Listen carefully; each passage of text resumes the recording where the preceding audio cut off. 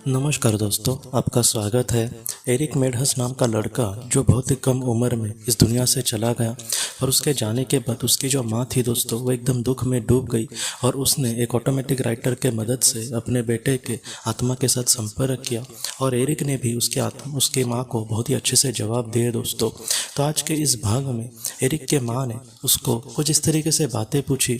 उसने ये कहा कि बहुत बार इंसान जो होता है उसके जीवन में अगर कुछ बुरा दौर शुरू हो या फिर बुरे दौर से अगर उसको गुजरना पड़ा और उसके जीवन में समझो बाद में कुछ इतना बुरा नहीं हुआ, फिर भी वो बहुत बार एकदम टेंशन में, डिप्रेशन में, एकदम निराशा में जीता रहता है।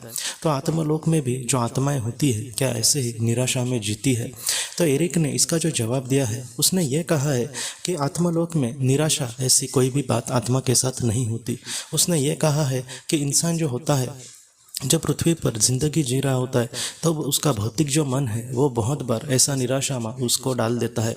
जैसे उसको कुछ चाहिए था, वो अगर नहीं मिला तो वो निराश हो जाएगा। उसने कुछ सपना देखा था, वैसी चीज़ें अगर उसके जीवन में नहीं हुई तो वो निराश हो जाएगा। मतलब कहीं ना कहीं उसका जो भौतिक मन है वही उसको चलाता रहता है।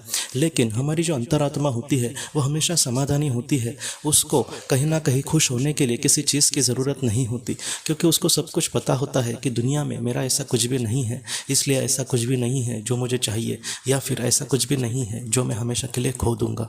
इस तरीके से एक आत्मा की सोच होती है और एरिक भी हमसे यही कहता है कि एक आत्मा जो होती है वो इस तरीके से ही अपने जीवन में आगे बढ़ती है, इसलिए उसको कभी भी दुख नहीं होता। अगर बात करें आत्माओं की, आत्मलोक की, तो आत्मलोक में जो आत्मा होती है उनके यहाँ पे उनको जो भी चीज़ चाहिए वो सारी चीज़ें उनके पास होती है। अगर नहीं हुई और उनके पास उनको चाहिए तो उनको आराम से मिल सकती है। यहाँ पर उसके लिए मतलब उसको पैसा खर्च करना पड़ेगा या फिर उसकी प्रतिष्ठा बड़ी होनी चाहिए, ऐसा कुछ भी नहीं होता। इसलिए आत्मा को ऐसे मतलब दुख से नहीं गुजरना पड़ता। आत्मा जो है वो हमेशा कहीं ना कहीं समाधान की अवस्था में होती है। तो इस तरीके से एरिक ने इस सवाल का उसको जवाब दिया। एरिक के माँ ने उसका और भी जो महत्वपूर्ण सवाल पूछे और एरिक ने उसका किस तरीके से जवाब दिया, इसको हम अगले भी भाग में ज़रूर देखेंगे दोस्तों। तो दोस्तों, हम अपने अगले वीडियो में मिलते हैं। आप अपने परिवार का ख्याल रखना। आपका बहुत बहुत धन्यवाद।